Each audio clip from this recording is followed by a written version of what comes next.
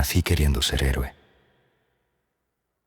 Eso se lo inventa la gente para que todo tenga sentido después. La verdad es que yo me hice bombero por culpa de una noche que no puedo olvidar aunque quisiera. Tenía 17 años y mi casa era un cuarto que olía a humedad y a cansancio. Mi mamá trabajaba doble turno y aún así el refrigerador sonaba más de lo que se abría. Mi papá era una ausencia con forma de puerta cerrándose. Esa noche un cortocircuito prendió una cortina como si la tela fuera papel.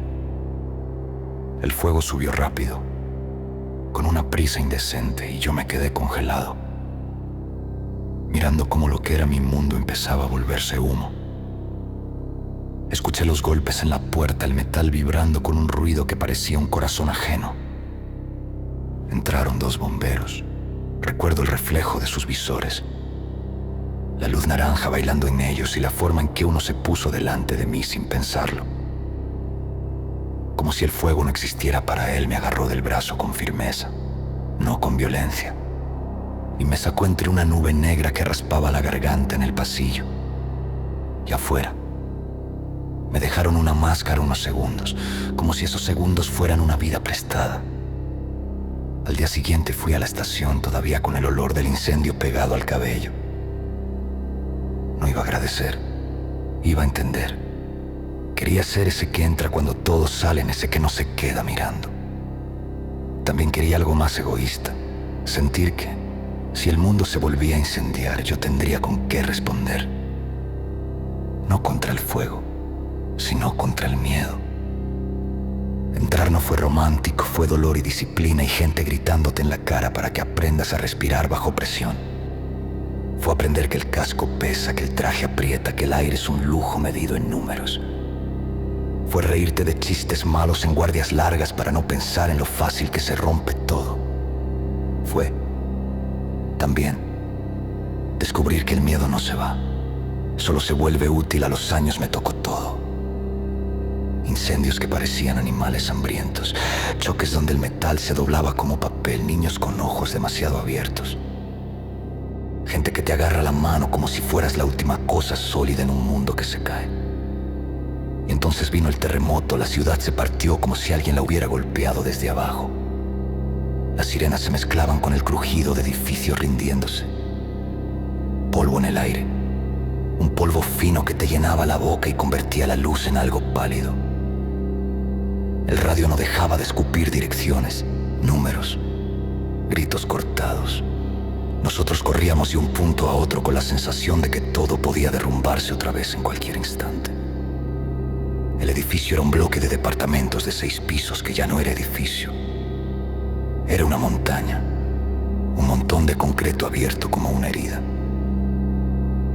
Varillas de acero asomando como huesos. La gente alrededor gritaba nombres, algunos callaban con los ojos secos, como si ya se les hubiera acabado el agua por dentro. Entramos por una abertura que antes fue una ventana. La linterna cortaba el polvo en columnas pequeñas. El aire olía a cemento triturado y gas. Cada paso hacía sonar piedritas, trozos de vidrio. Por momentos se escuchaba ese ruido que nadie quiere escuchar. El suspiro lento de una estructura todavía moviéndose, acomodándose, decidiendo si te deja pasar o si te traga. Íbamos 3. El jefe delante, un compañero detrás de mí. Nos comunicábamos con señas porque los cascos y las máscaras te vuelven una especie de monstruo callado. La radio chisporroteaba cerca del pecho. De pronto, el jefe levantó la mano, nos frenó, y ahí lo oímos. No era un grito, no era un gemido, era un llanto de bebé, pequeño, insistente. Esa clase de sonido que te jala del estómago, un llanto que no debería estar ahí. Abajo, entre toneladas de concreto. Mi compañero me miró, con los ojos muy abiertos dentro del visor, como si le estuvieran pidiendo que se acercara al borde de un abismo. El jefe negó con la cabeza, señalando el techo roto, la columna inclinada, riesgo de colapso.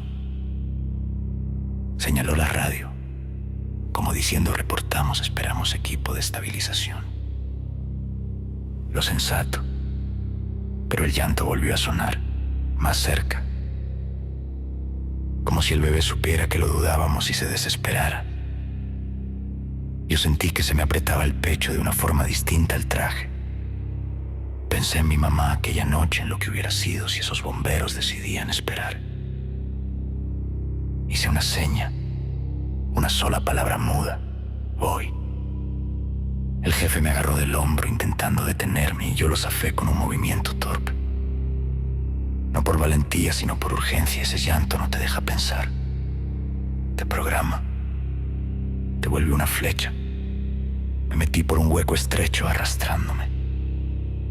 El concreto raspaba el traje, las varillas estaban frías y sucias como dedos. Mi linterna rebotaba en paredes que antes eran pisos, todo estaba al revés allá abajo.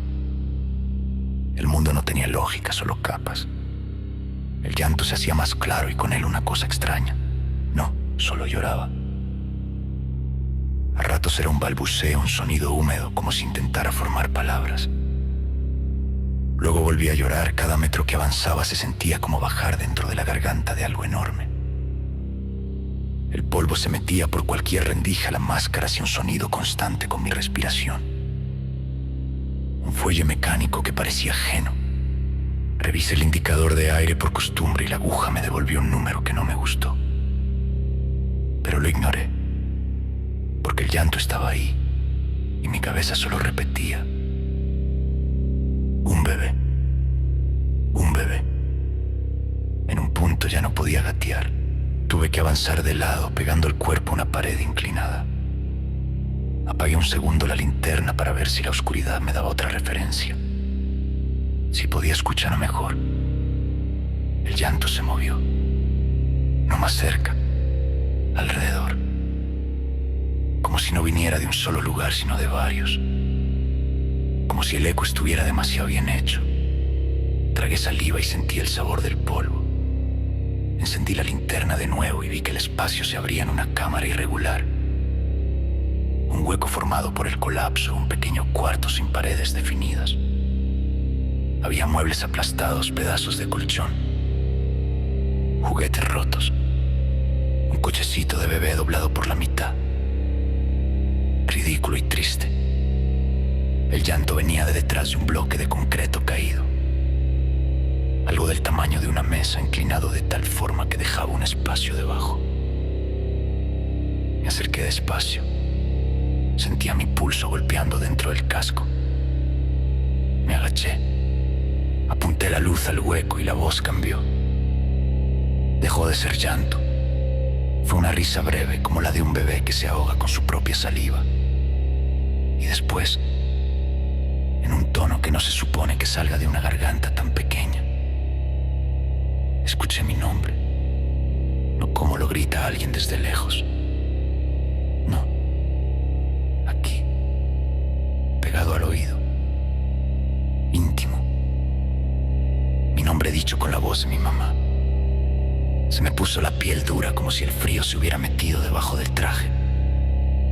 Me quedé congelado, igual que aquella noche del incendio, solo que ahora el fuego era otra cosa. No calor. No llamas. Era esa sensación de que el mundo, por un segundo, pierde su forma correcta. Traté de hablar por la radio, pero mi garganta no obedecía. Solo salió aire. Un sonido roto. Me repetí lo obvio. Hay sobrevivientes con shock. Pueden imitar voces. Puede haber alguien atrapado con un bebé. Puede haber cualquier explicación. No inclinen más. Si la luz tembló en mi mano, lo que había debajo no era un cuerpo de bebé. Era un volumen que no encajaba.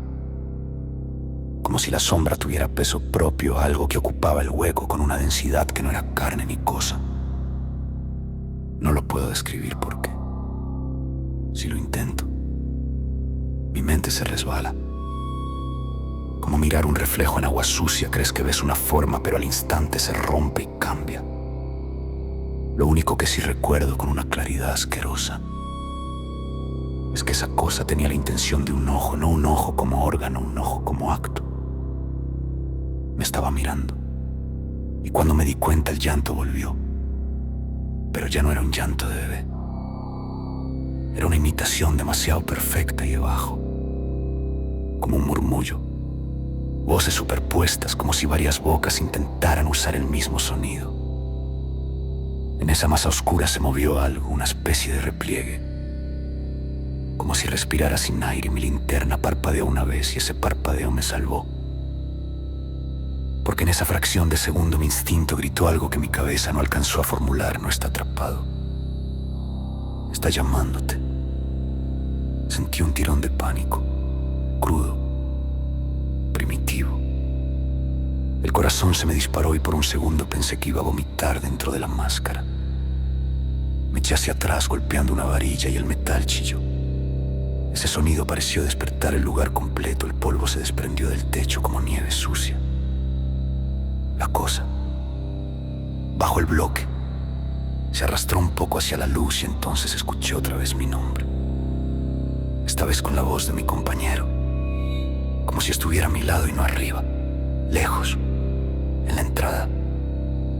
No esperé más. Me di la vuelta como pude en el espacio estrecho, raspándome el tanque contra concreto. La linterna golpeó algo y el haz se fue a un lado. La oscuridad me mordió. Seguí avanzando casi a ciegas, guiándome por la memoria de cómo había entrado. El llanto se multiplicó. Primero era de bebé, luego de mujer, luego de hombre, luego de alguien rezando, luego de alguien riéndose, todo mezclado, como una radio mal sintonizada con estaciones humanas. Mi respiración se aceleró y el regulador de la máscara empezó a sonar más fuerte, como si el aparato también se estuviera asustando. El aire se volvió pesado, el indicador en mi muñeca bajaba, bajaba, bajaba. Gateé, pero el espacio parecía más angosto que antes. Metí el hombro y sentí que no pasaba. Empujé. Un dolor me cruzó el brazo. La tela del traje raspó contra una varilla y escuché el sonido de algo cortándose. Me imaginé quedándome ahí, atorado, con la aguja de aire cayendo, mientras detrás de mí esa cosa se acercaba sin prisa, usando voces como carnada.